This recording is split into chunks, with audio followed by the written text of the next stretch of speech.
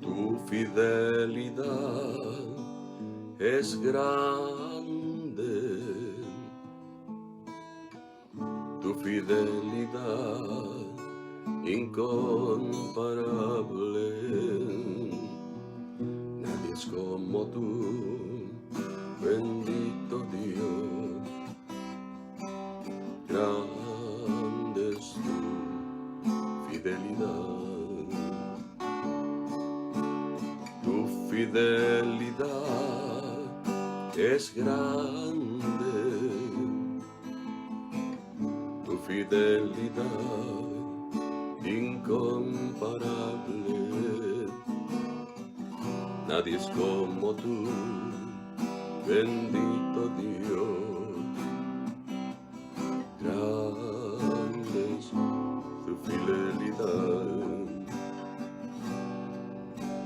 Unidos, unidos, para siempre unidos, unidos, unidos, en tu nombre unidos, porque en este mundo paz y amor tendremos, porque en este mundo paz y amor tendremos.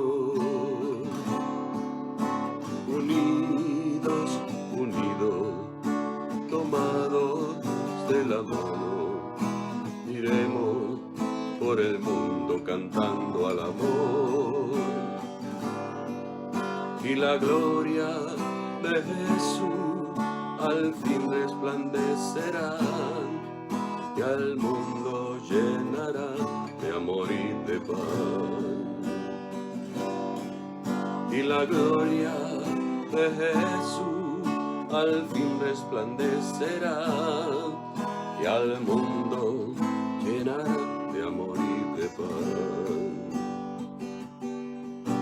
Unidos, unidos, para siempre unidos, unidos, unidos, en su nombre unidos, porque en este mundo paz y amor tendremos, porque en este mundo paz y amor tendremos. Unidos, unidos, tomados de la mano, iremos por el mundo cantando al amor. Y la gloria de Jesús al fin resplandecerá, y al mundo llenará de amor y de paz. Y la gloria de Jesús al fin resplandecerá, y al mundo llenará de amor y de paz.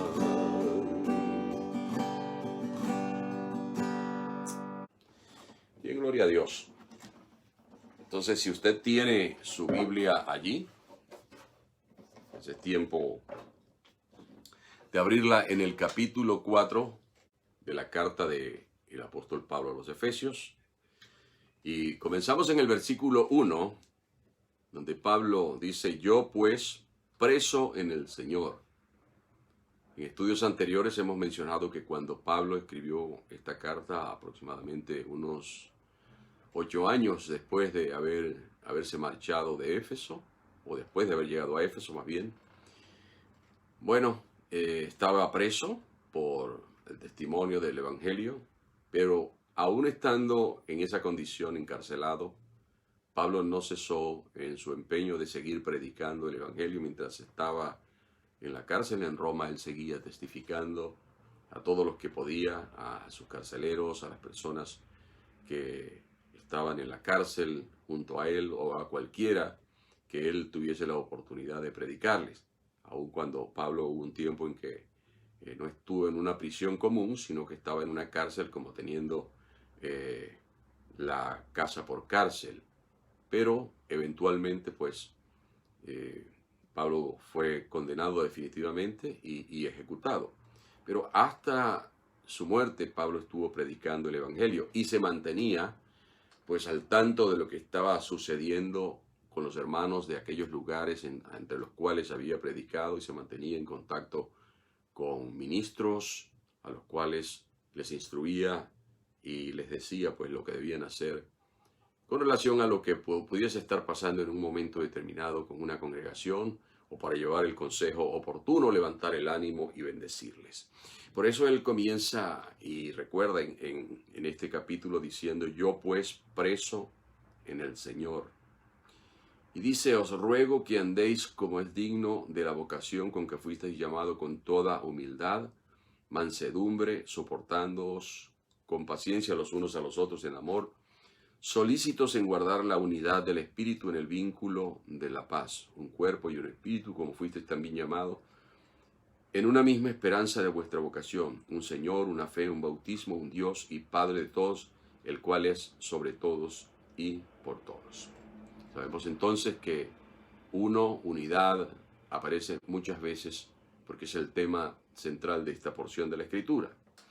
Bueno, en los primeros 3 capítulos, porque aquí Pablo cambia un poquito, vamos a decir, el tenor de lo que viene hablando, y se dirige a considerar otra temática, pero en los primeros 3 capítulos de la carta, Pablo trata acerca de cuál es el propósito de Dios para la humanidad, para los judíos, para los gentiles, cuál es, para qué Dios ha salvado, cuál es el destino que Dios tiene para aquellos que se refugian en Jesucristo y que piden perdón por sus pecados y deciden vivir de acuerdo con la voluntad de Dios.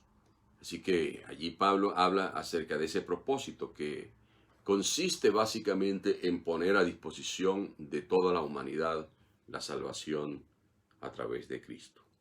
Pero a partir de este capítulo, Pablo se ocupa entonces de otros temas, entre ellos el cual vamos a considerar hoy, que es el tema de fomentar la unidad entre los cristianos. Bueno, si algo no caracteriza a la cristiandad, lo que se llama la cristiandad, desde hace mucho tiempo, es precisamente la unidad. De allí que existan tantos grupos, tantos concilios, tantas denominaciones y corporaciones, iglesias que se denominan a sí mismos cristianas. Y que en muchos casos, lamentablemente, para vergüenza nuestra, hablo en términos generales, muchos ni siquiera se tratan entre sí, y cada grupo considera que tiene la razón en cuanto a su enfoque de lo que es el cristianismo. Y hay personas que a raíz de esto se sienten confundidas, por no decir decepcionadas, y hasta cierto punto tienen razón. Pero cuando yo considero esta idea, o hablo acerca de esa falta de unidad, me gusta decir que una cosa es la doctrina de Cristo y otra cosa es el cristianismo. ¿Qué quiero decir con esto? Bueno, el cristianismo viene a ser la interpretación de la doctrina de Cristo, el cristianismo. Y entonces cada grupo en particular tiende a interpretar la doctrina de Cristo, no en todos los aspectos, porque en muchos aspectos existe, vamos a decir, consenso, una idea común, como que Cristo es el Salvador, etcétera, etcétera. Pero hay otros aspectos doctrinales, y cuando hablo de doctrinal, recuerden que al hablar de doctrina, la palabra doctrina básicamente significa enseñanza. Entonces, la doctrina se desprende, o la enseñanza es el resultado de la interpretación del Evangelio y de los escritos apostólicos. Entonces, cada grupo en particular tiende a interpretar ciertos aspectos de una manera, y eso les da una identidad, de allí que hayan tantas denominaciones. Lamentablemente, dentro de las denominaciones y por esa interpretación que muchas veces es errónea, también surgen otros grupos que nosotros dentro de la terminología que se usa en la teología son denominados sectas, porque tienen dentro de su canon de enseñanza errores que no se corresponden con una interpretación adecuada de la palabra de Dios. Ahora, hay personas, como decía antes, que se decepcionan, pero se decepcionan es porque no ponen su mirada en lo que el apóstol Pablo describe en esta sección de su carta denominada a los Efesios, sino que se desvían, ponen la mirada en el hombre y no ponen su mirada en el Señor.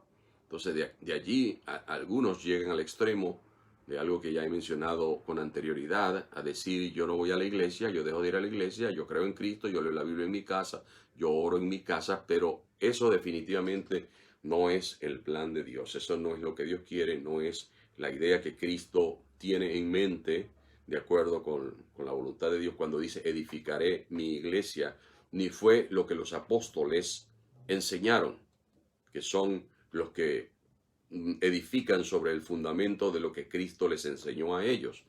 Entonces, eso de que yo no voy a la iglesia y me quedo en mi casa, eso es anticristiano o anticristo. Es opuesto a lo que Cristo enseñó. Y entonces, bueno, hay gente que tiene un ideal de iglesia, quisiera la iglesia perfecta. La realidad es que si, como dicen algunos, si usted consiguiera la iglesia perfecta, cuando usted llegue ya la hace imperfecta porque ninguno de ustedes es perfecto, entre los cuales me incluyo. Yo no soy perfecto. De manera que si yo llegara a la iglesia perfecta, que no existe en la tierra, yo la haría imperfecta a causa de mis debilidades, de mis errores, de mis imperfecciones en términos generales. Entonces, vemos entonces aquí, y vamos a entrar ya en detalles en cuanto a la doctrina. Porque Pablo en esta parte, él hace, en esta sección especifica cuál debe ser el carácter de la relación entre los creyentes. Cuál debe ser, cómo debe ser. Y Pablo, fíjense cómo dice, después que dice yo preso en el Señor, dice, os ruego que andéis como es digno de la vocación con que fuisteis llamados. O sea, Pablo define la vida cristiana como una vocación. Y una vocación es, si usted lo busca en el diccionario, dice que vocación es como la razón de ser o existir. ¿Para qué vivo? ¿Para qué existo? O es también lo que motiva lo que hago, lo que motiva mis acciones y propósitos, para lo cual yo dedico mi existencia. Entonces, cuando alguien dedica su vida, sus fuerzas, sus recursos a algo, dice, esa es mi vocación. O se dice muy comúnmente, encontré mi vocación en tal o cual cosa. Entonces, allí el Espíritu Santo está guiando a Pablo a decir, a escribir, que los cristianos, dice, hemos sido llamados a una vocación específica. Ahora, la vocación de la cual habla Pablo en este caso no es una vocación clerical. Por ejemplo, en la Iglesia Católica se habla de que una persona acogió la vocación de ser religiosa, por ejemplo, de ser monja, o la vocación de ser sacerdote. No habla Pablo aquí específicamente a ministerios clericales específicos ocupados por individuos que han sido elegidos o que han sido seleccionados o que simplemente desean desempeñar uno de esos cargos religiosos, sino que es algo, esta vocación se extiende a todos los creyentes. Y ya vamos a ampliar un poquito más acerca de a qué se refiere Pablo cuando dice que los creyentes hemos sido llamados a una vocación. Bueno, en primer lugar quiero decir que los creyentes hemos sido llamados a vivir en comunidad. Fíjense, el mismo término iglesia, eclesia en griego, significa los llamados fuera, o llamados entre el grupo de toda la humanidad. La iglesia es un subgrupo, vamos a decir así, parte de toda la humanidad, que es llamado por el Señor a dejar de formar parte de la humanidad en general, o para que no vivamos conforme a como vive la humanidad en general, sino a una forma de vida diferente. ¿Ve? También la palabra iglesia significa asamblea o reunión, pero básicamente el sentido principal es los llamados fuera. O sea, Dios nos saca de un mundo que está en condenación y nos agrupa para que vivamos en comunión. Y esto está en concordancia o en conexión con aquello que Jesucristo dice. Dice, en esto conocerán que ustedes son mis discípulos si se aman los unos a los otros. Y ora el Señor antes de ser detenido para ser juzgado y luego crucificado, pidiéndole al Padre que le dice, Padre, que ellos sean uno, así como tú y yo somos uno. Entonces, estamos llamados, nuestra vocación debe ser vivir en comunidad. Y al vivir en comunidad, el Señor espera que nosotros contribuyamos a los propósitos comunes de la iglesia y no solamente contribuyamos a los propósitos comunes de la iglesia, sino que contribuyamos a la edificación y el beneficio mutuo. Y que al mismo tiempo, como creyentes, nosotros promovamos los valores comunes o los valores que deben ser comunes a todos los cristianos, de acuerdo con lo que la palabra de Dios revela. El Señor nos llama a mantener la comunión. Y la comunión, mantener la comunión es mantener la unidad de la fe, mantener la unidad del propósito. Recordemos que la iglesia existe en la tierra como organismo, como cuerpo, como institución, primero para reflejar al Señor, para vivir los valores que Jesucristo enseña, que el Evangelio enseña, y para dar testimonio, para ser luz, como dice el Señor, en medio de las tinieblas, para representar a Cristo, y representarlo significa ser como Cristo, vivir como Cristo, enseñar lo que Cristo enseñó. Entonces, en estos primeros dos versículos, incluyendo parte del 3, Pablo menciona 6 virtudes, y yo identifico aquí 6, que deben caracterizar el trato, fíjese cómo lo voy a decir, el trato entre los creyentes. Y por supuesto, si ese debe ser el trato, o en el trato entre los creyentes deben reflejarse esas 6 virtudes, eso debe ser extensivo también hacia las personas que no son creyentes, las cuales no deben ser rechazadas ni discriminadas por nosotros. Leo, dice, os ruego que andéis como es digno de la vocación con la que fuisteis llamados. Primero, Pablo habla de digno. Con toda humildad, número 2. Y mansedumbre, número 3. Soportándoos, número 4. Con paciencia, número 5. Los unos a los otros en amor, solícitos, número 6. Entonces vamos a ir hablando un poquito brevemente, porque para que nos mantengamos en el tiempo, de cada una de esas virtudes.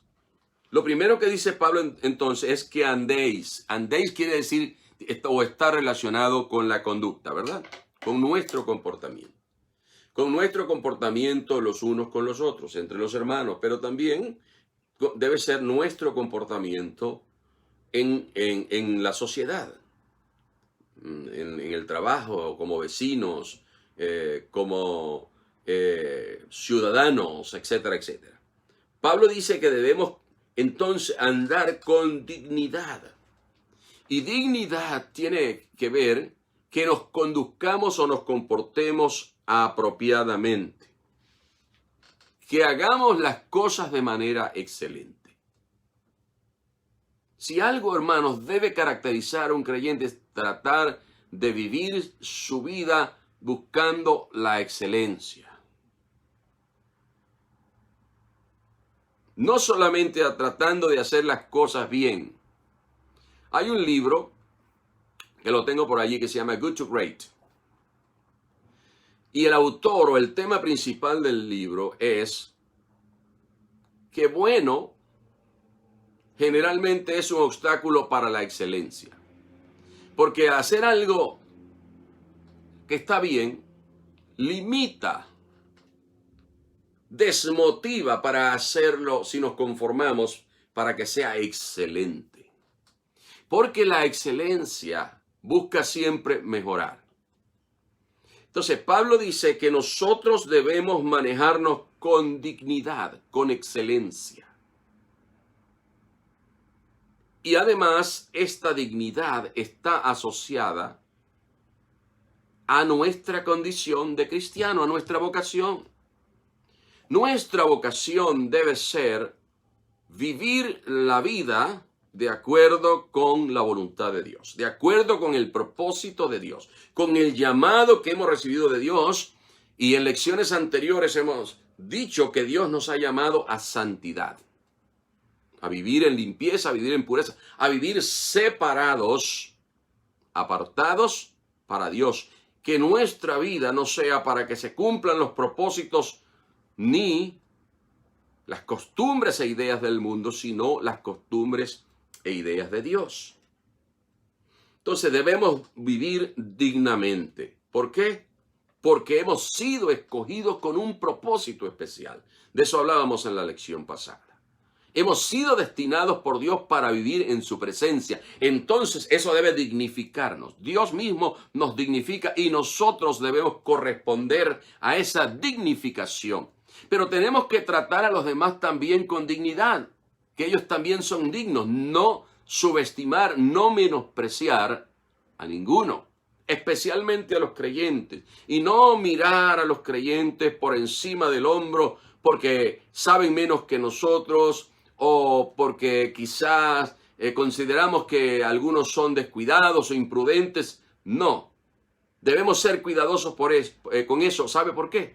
Porque Cristo murió por cada uno de los creyentes y porque todos estamos destinados a la misma bendición y a morar en los mismos lugares por el Señor. Lo segundo que Pablo menciona, él dice que andéis como es digno de la vocación con que fuisteis llamados. Ahora fíjense una cosa, y esto está asociado una cosa con la otra. Dice con humildad. El orgullo no tiene lugar en la idea que Dios tiene para los cristianos, en el estilo de vida que Dios quiere que tengamos los cristianos. De hecho, el primer pecado, sabemos que es el orgullo.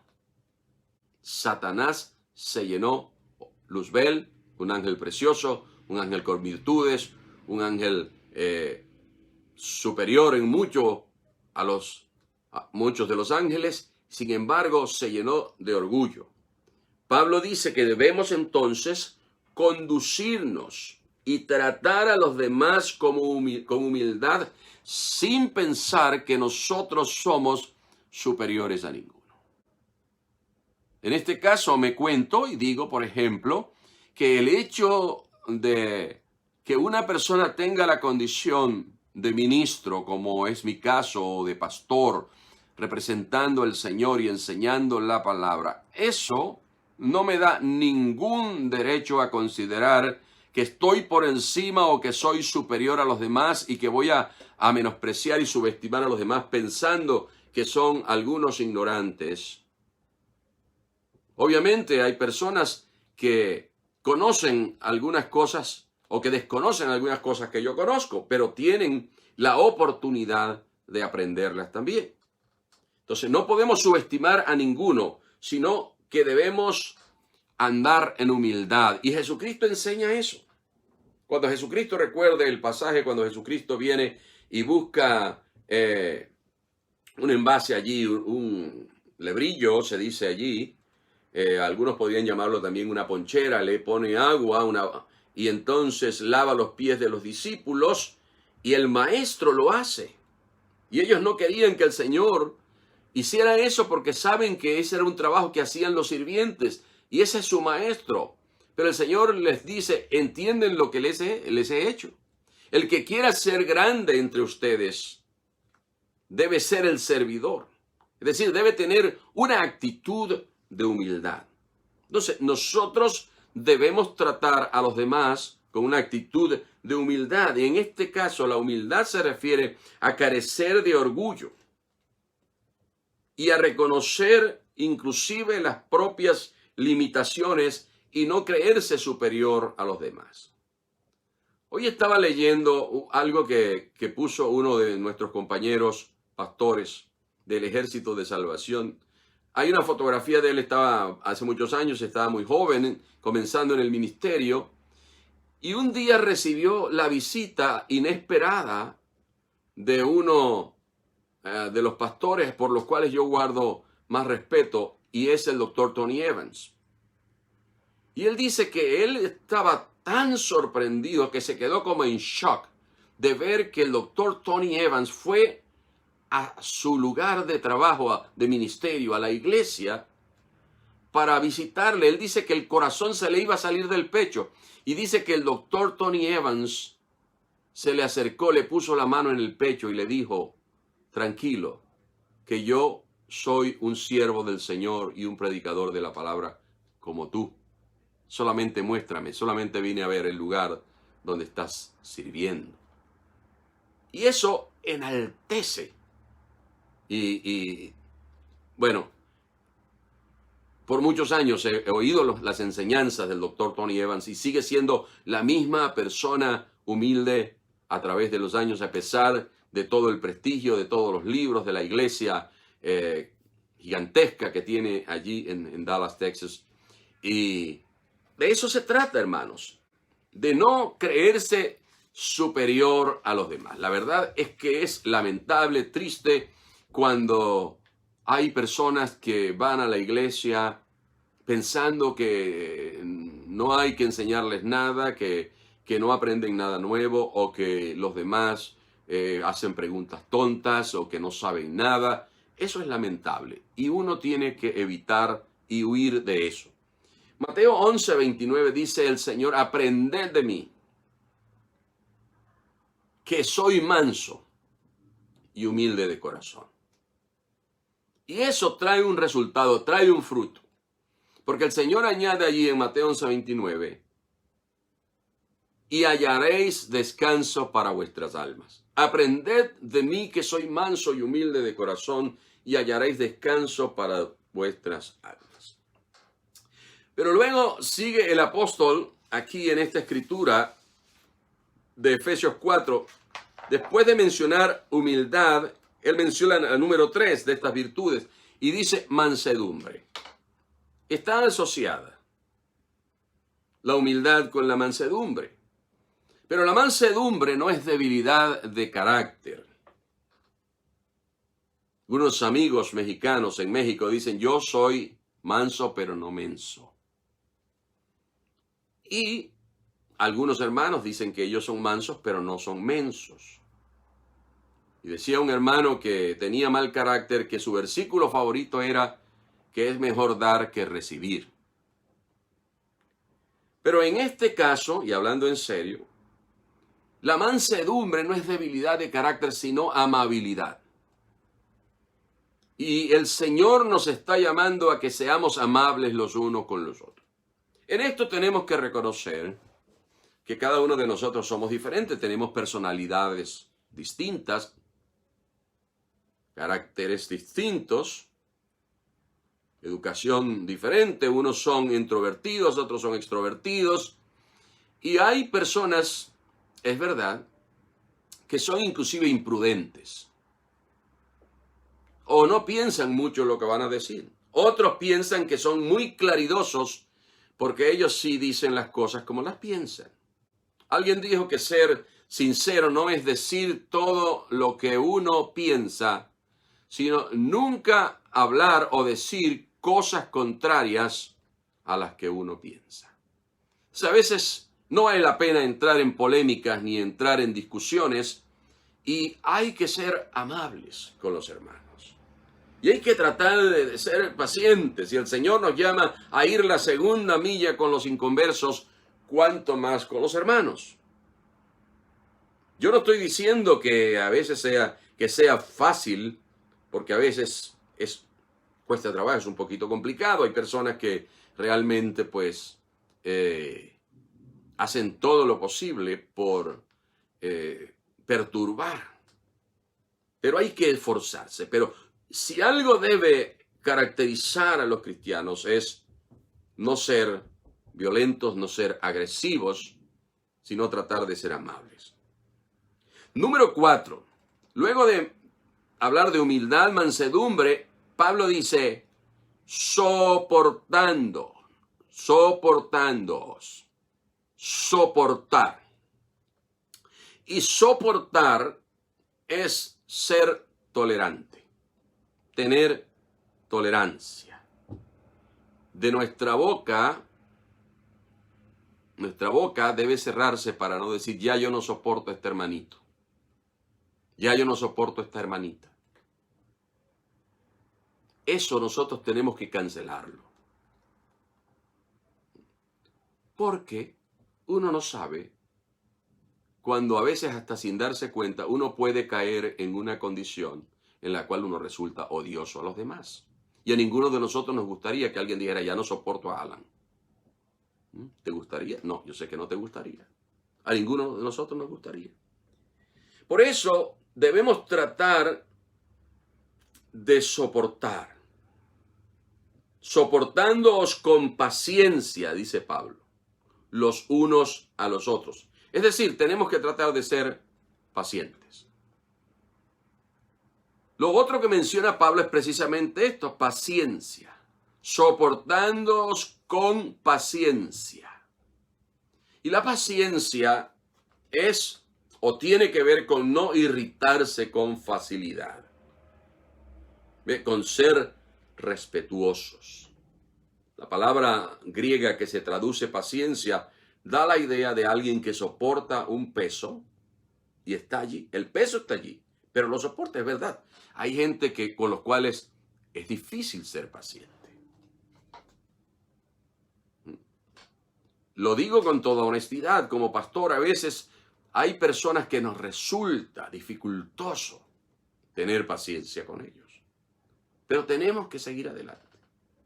Porque nuestra tarea es, lo digo como pastor, es tratar de ayudar a la gente a seguir adelante, a sostenerse, a aprender cómo vivir la vida cristiana. Ahora, qué bonito es cuando nosotros, independientemente de que seamos pastores o no, hacemos nuestro mayor esfuerzo para ayudar a los demás a que se mantengan firmes en la fe y contribuimos a su edificación. Número 6, aunque menciono aquí lo que dice, Pablo dice algo aquí en el número 5, dice, paciencia los unos a los otros en amor. Y luego la número 6 dice, solícitos en guardar la unidad del Espíritu. O sea, la número 6 es solicitud. Y solicitud tiene que ver con poner interés en lo que hacemos, poner compromiso en lo que hacemos y mostrar un empeño verdadero, O sea que no es un asunto que estamos pretendiendo ser pacientes o soportando a los demás, sino que ponemos empeño verdadero. Hay ocasiones en que, y en eso debemos estar claros, yo no puedo operar un cambio en la vida suya. Usted no puede operar un cambio en su hijo, en su hija, en su esposo, en su esposa. Es más, quiero decirle que yo mismo no puedo operar un cambio en mí, porque si nosotros fuésemos capaces de operar cambio, transformación en nosotros, entonces no fuese necesario el sacrificio de Cristo. Ahora, esto no debe confundirse, por ejemplo, con que tengamos una forma inapropiada de hablar y tiene que el Señor hacer un milagro. No, nosotros tenemos que tomar la decisión de cambiar nuestro vocabulario. Por eso dice el apóstol Pablo más adelante, dice, el que hurtaba no hurte más, o sea, el que robaba que no robe más. Y comienza a describir una lista de cosas que los cristianos debemos evitar hacer y que podemos hacerlo por nuestra cuenta. Que no se confunda una cosa con la otra.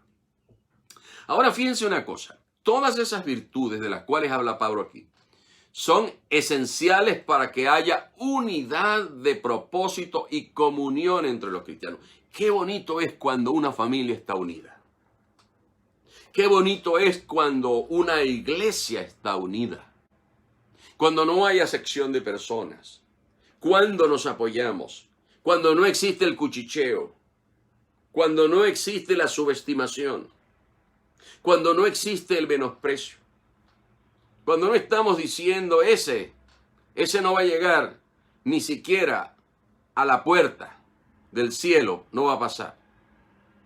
Eso es feo. Pero qué bonito es cuando hay unidad, cuando hay amor. Y precisamente eso es, o esa es la clave, porque Pablo dice aquí, paciencia los unos a los otros, y note usted lo que dice, en amor. O sea que el elemento que hace posible la unidad entre los creyentes es el amor, en amor. Y note usted algo, que esa partícula allí, en esas dos letritas, en, son importantes porque son la clave. Fíjense, cuando uno ve, por ejemplo, a una persona que muestra ciertos síntomas, que huele de una manera particular, que camina de una manera particular, que habla, que parece que le pesa la lengua, y que ha tomado, uno llega a la conclusión, esa persona está ebria o está borracha o anda bajo los efectos, dicen muchos, del alcohol, porque es evidente. Y yo diría que cuando una persona anda bajo los efectos del amor, eso también es evidente. Porque todas estas cosas, dignidad, humildad, mansedumbre, soportar, paciencia y solicitud, son síntomas de algo que ha ocurrido interiormente en la vida del creyente. Cuando una persona está bajo los efectos del amor, presenta entonces todos estos síntomas en amor, como fruto del Espíritu. O sea que la armonía o la unidad entre los creyentes solo es posible cuando se actúa dentro del contexto del amor. Si no amamos, no podemos entonces manifestar estas virtudes en nuestra vida y será una carga. Será difícil. No lo lograremos. Primera de Pedro 4:8 dice, ante todo, tened entre vosotros ferviente amor, porque el amor cubrirá multitud de pecados. Pero fíjense, yo les estoy diciendo, les decía hace un momento, que esa palabrita en,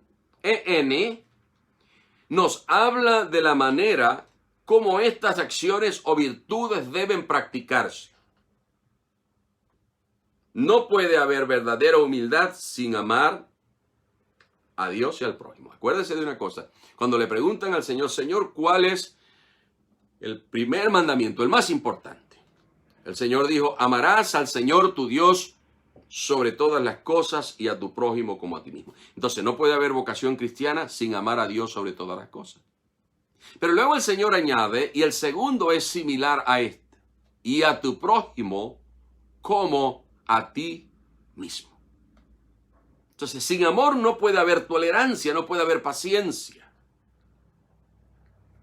Juan 13, 34 al 35, el Señor dice, un mandamiento nuevo les doy, que os améis unos a otros como yo os he amado, que también os améis unos a otros. Y note usted que mencionaba ese versículo hace un momento atrás. Dice, en esto conocerán todos, y cuando habla de todos, está hablando de la gente de afuera, los que no tienen esta vocación. Pero ellos andan mirando, porque podemos decir que somos cristianos.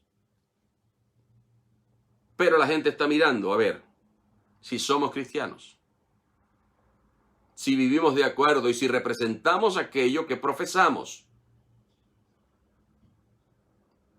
Decía un profesor que tenía de homilética,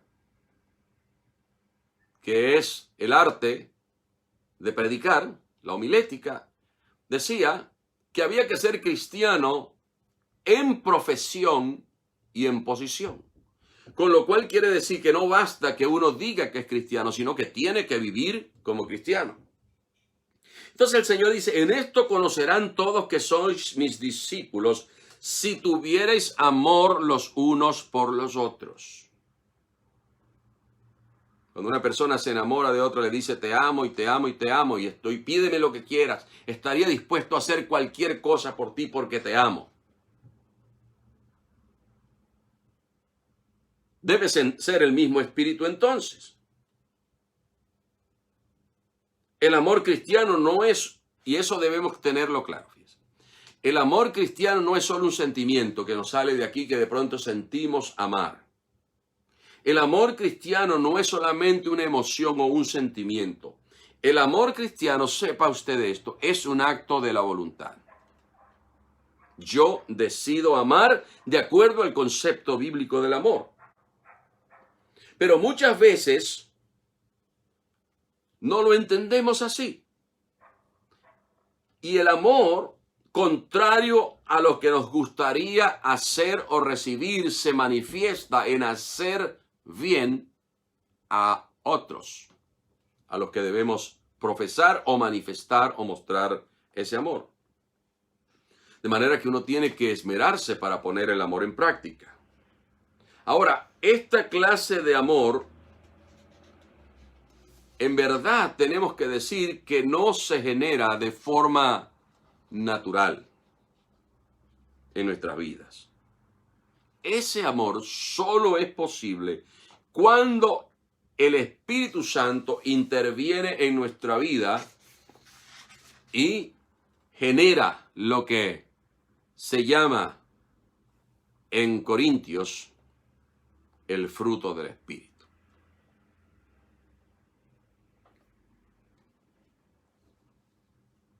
Cuando alguien tiene una lesión o una malformación en el corazón, bueno, al sentirse mal va a que el doctor lo remiten al cardiólogo y el cardiólogo le diagnostica y le dice, bueno, este es tu problema y hay que someterte a una cirugía.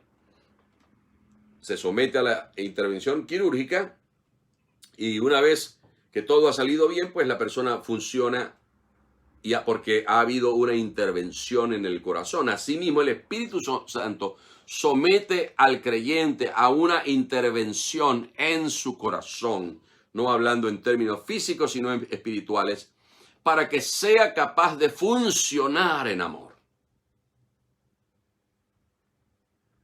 Fíjense, en 1 Corintios 13, cuando Pablo describe el amor, que él dice, si yo hablase en lenguas humanas y angélicas y no tengo amor, nada soy.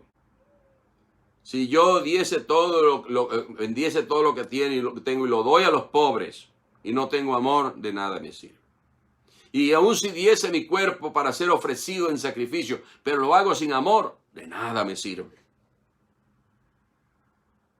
Entonces, lo que vamos a decir aglutina a los creyentes y lo que hace que los creyentes sean una verdadera comunidad de acuerdo al propósito de Dios, donde se busque el bien común, el bien de los unos por los otros, es el amor. Si no hay amor, entonces estamos fuera de propósito. Romanos 5:5 dice que la esperanza no avergüenza, porque el amor de Dios ha sido derramado en nuestros corazones por el Espíritu Santo que nos fue dado. Acuérdense de una cosa que ya hemos hablado de eso anteriormente, cuando hablábamos de que el Espíritu Santo es las arras de nuestra herencia, de que es el sello, que Dios nos da el Espíritu Santo como sello, como señal de que oficialmente estamos aprobados para lo que Dios tiene para con todos los creyentes, vivir en su reino, vivir en su presencia. Entonces, una vez que el Espíritu Santo viene a nosotros y nos sometemos a las directrices, a la dirección, a la guía del Espíritu Santo, ese amor comienza a surgir y se manifiesta como un fruto espontáneo. ¿Cómo funciona? Yo no soy un botánico ni un biólogo, pero en algún momento, como parte de mi educación, inclusive en la primaria, pues se me habló en algún momento en ciencias naturales de cómo funciona la fotosíntesis, etcétera, y cómo se producen los frutos. Un árbol frutal sencillamente recibe los nutrientes a través de la raíz, el agua, y cuando están dadas las condiciones de temperatura, de luz, etcétera, entonces se van a comenzar a generar internamente procesos que van a dar lugar al proceso, valga la redundancia, al proceso que conlleva a producir fruto. Viene la flor, se produce la polinización, después de la polinización, entonces surge el fruto espontáneamente. Pero ha surgido espontáneamente porque internamente se han dado todos los procesos necesarios para que haya entonces como resultado el fruto. Entonces, cuando se dan en nosotros los creyentes los procesos internos de ser humildes, de someternos a la voluntad de Dios, de hacer la voluntad de Dios, de vivir en santidad, entonces el fruto del amor va a surgir espontáneamente como resultado. El Espíritu Santo lo hará surgir cuando no somos creyentes que contristamos al Espíritu de Dios y que desobedecemos a Dios. Vamos a ser capaces de amar. Pero Pablo dice en el versículo 3, comenzando, él dice que debemos ser solícitos en guardar la unidad del Espíritu. Cuando yo mencionaba lo de solícito, decía que debemos esforzarnos, de que debe haber un propósito, un interés, un compromiso, un empeño verdadero en buscar la unidad. Poner cada uno su granito de arena, poner cada uno su parte para que se cumpla la función. Volviendo a la ilustración del árbol frutal.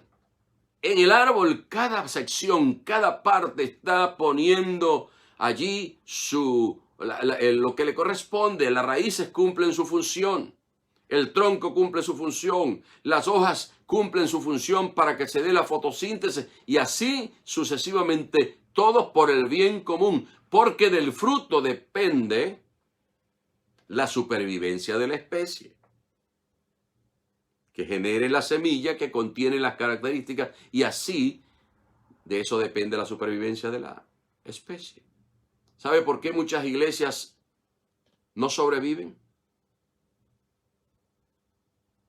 Porque no se está trabajando en conjunto para la preservación de la iglesia o de la congregación o del grupo cristiano.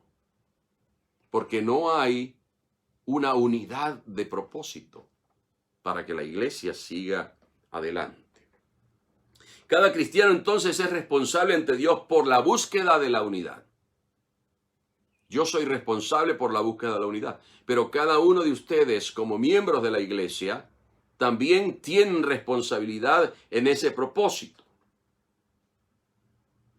Pero la unidad se logra mediante el ejercicio de las virtudes que hemos mencionado, es decir, dignidad, humildad, mansedumbre, tolerancia, amor, paciencia y solicitud. Fíjense lo que dice Hechos 2, 41 al 47. Este es un párrafo, un pasaje que se refiere a lo que sucedía con la iglesia, con los hermanos, la iglesia que se llama la iglesia primitiva, cuando surgió la iglesia en Jerusalén. Escuche usted lo que dice, que perseveraban en la doctrina de los apóstoles.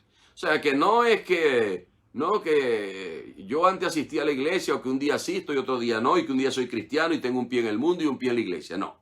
Perseveraban en la doctrina de los apóstoles. Y quiero decirles que al perseverar en la doctrina de los apóstoles, estaban perseverando en la doctrina de Cristo.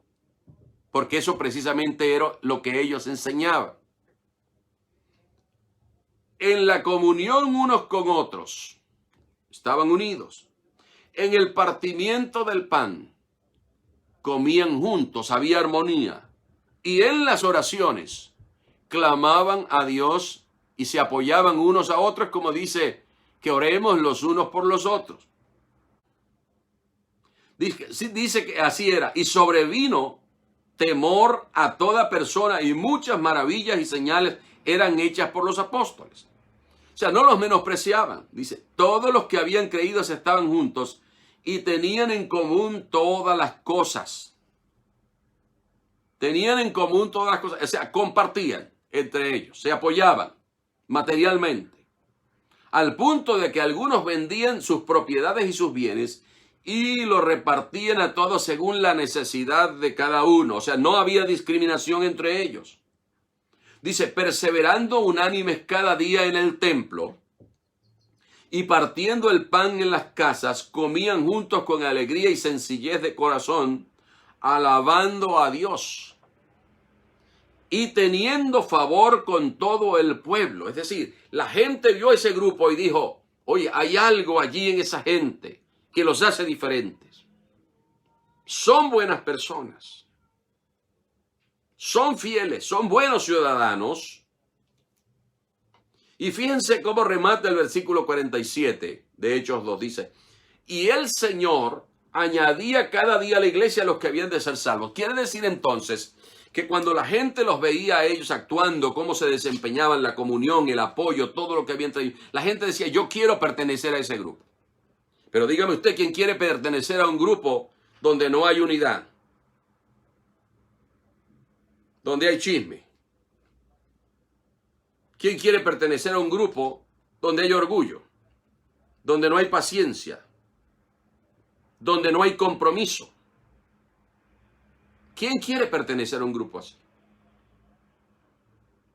Pero en este caso la iglesia mostraba esa unidad y por eso la gente que los veía y los escuchaba, porque saben, una de las cosas que caracterizaba a esta iglesia es que ellos vivían lo que predicaban. No era que predicaban una cosa y hacían otra, no, vivían lo que predicaban. Ahora, en los versículos 4 al 6, el apóstol Pablo luego escribe, allí en Éfeso, que ellos han sido llamados a guardar la unidad del Espíritu en el vínculo de la paz. Y luego añade, un cuerpo, un espíritu, como fuisteis también llamados en una misma esperanza de vuestra vocación. Un Señor, una fe, un bautismo, un Dios y Padre de todos. O sea, la Escritura menciona en Efesios 4, del 4 al 6, 7 razones en las que se fundamenta la unidad de los discípulos de Jesucristo. Esto es lo que fundamenta y debe ser el signo que identifique a los discípulos de Cristo. Si una iglesia ha echado fuera uno de estos elementos, entonces no es la iglesia de Cristo. Puede ser una iglesia, puede ser un grupo, una organización, un club, una gente que se congrega y dice que son cristianos, pero no es la iglesia de Cristo. Lo primero que Pablo dice allí dice un cuerpo, que estamos llamados nosotros a guardar la unidad del Espíritu en el vínculo de la paz como un cuerpo. Y en los versículos 23 del capítulo 1 y 16 del capítulo 2 se habla de la iglesia como un cuerpo. Es decir, cuando se habla de cuerpo es una figura que Pablo está usando para darles a entender a ellos que nosotros, nuestro cuerpo nos da una mano por allá en la noche cuando nos vamos a acostar, nos dice la mano, yo voy a dormir en la sala, una pierna dice yo voy a dormir aquí y la cabeza dice yo me voy a quedar despierto viendo televisión. No, somos una unidad, funcionamos como una unidad, nos movemos todos juntos y estamos conectados. Por eso cuando nosotros nos damos un golpe en la uña del dedo gordo, entonces lo siente todo el cuerpo, ¿verdad? Porque somos una unidad, integrados por gente de toda raza, de todo pueblo, de toda nación, que constituyen los miembros de ese cuerpo. Cada uno de los miembros del cuerpo tiene una función: los ojos, las cejas, las orejas, la nariz, las manos, las piernas, los órganos, cada quien tiene una función, pero todo conforma una unidad. Entonces debemos funcionar así, como un cuerpo. Que cuando uno se duele, uno es afectado, los otros debemos sentirnos afectados también. Cuando un hermano tiene problemas o está en dificultad, entonces o está en necesidad, eso debe apelar a nosotros como creyentes. No podemos ser indiferentes.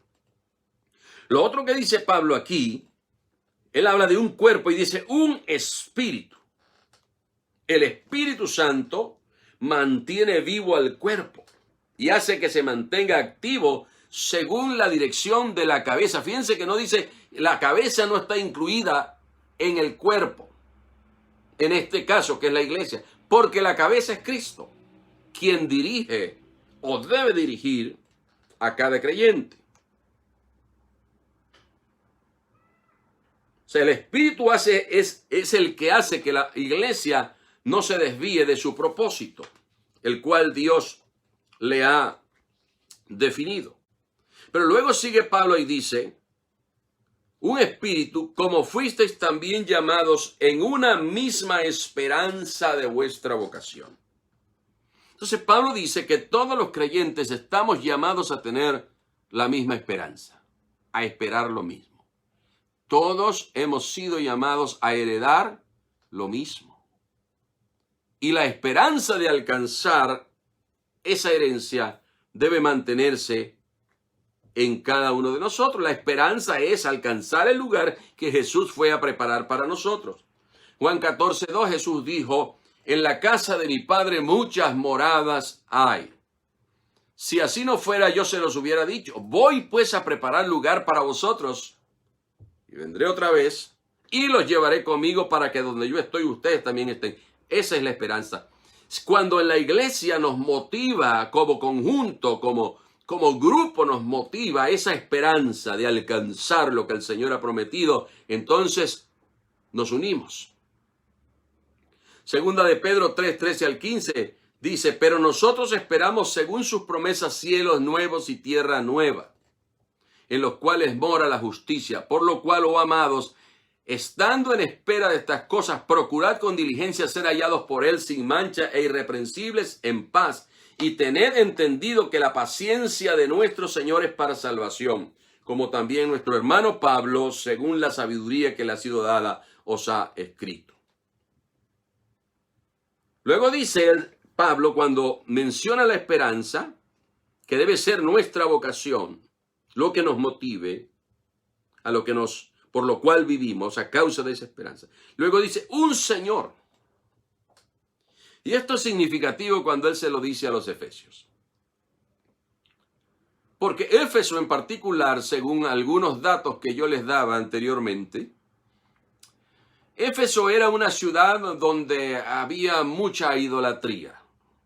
En Éfeso por lo menos se adoraban un mínimo de 16 templos donde se adoraban diferentes cosas. Cuando hablo de cosas es porque había ídolos, pero también, por ejemplo, había 3 templos dedicados. Había un templo dedicado a honrar y a ofrecer sacrificio y todo por Roma.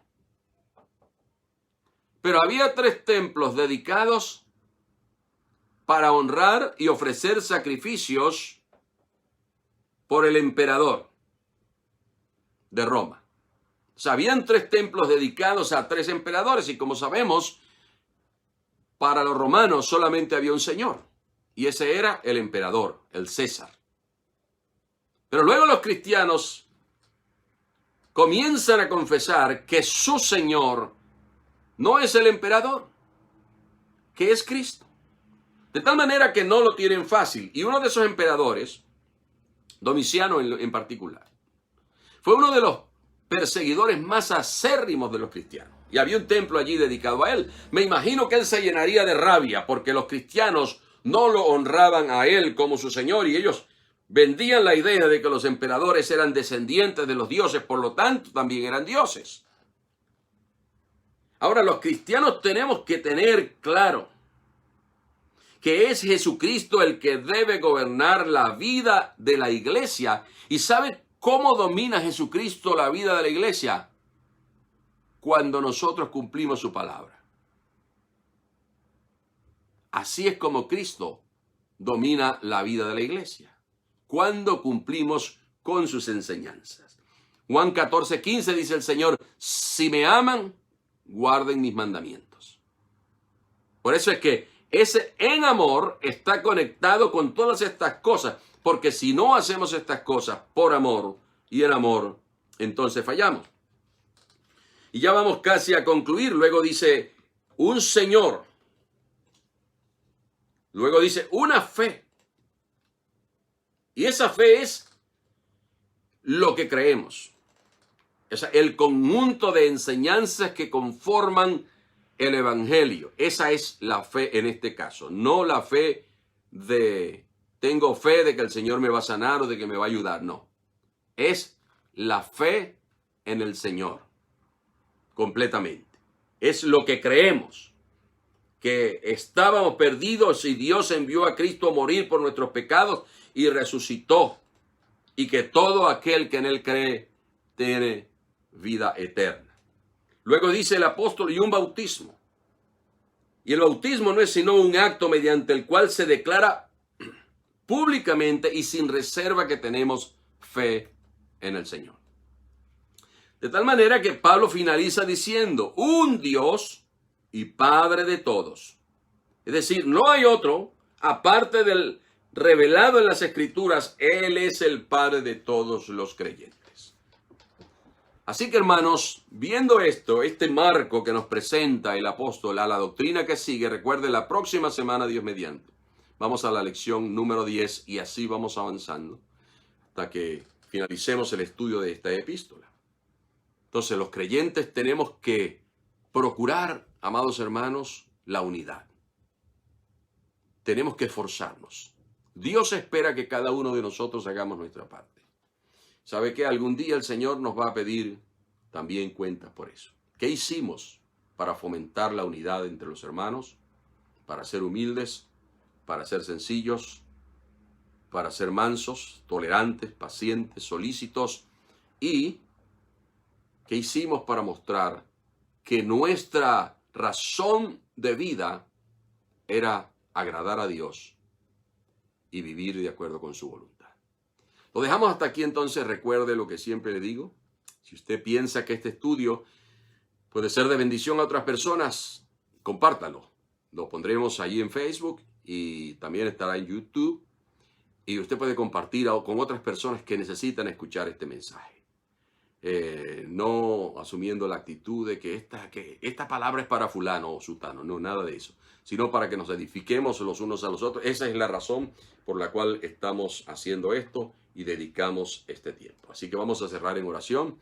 Dios les bendiga y nos vemos este domingo. Si usted se está reuniendo ya en su iglesia, reúnase. Si lo hace virtualmente, pues conéctese. Y si tiene tiempo de hacerlo con nosotros, también edifíquese, porque todos estamos llamados al mismo propósito de compartir el mensaje de Cristo y edificarnos a través de su palabra.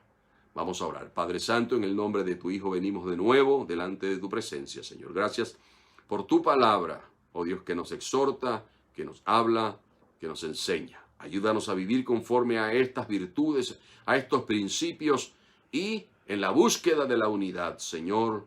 Danos la dirección, la guía, la sabiduría y la fuerza, el poder para hacer lo que tú quieres que hagamos. Bendice a cada uno de mis hermanos, de mis hermanas, Señor, como pedíamos al principio, si alguien está necesitando salud o trabajo o provisión o paz o consuelo o dirección, dásela, Señor, conforme a tu propósito.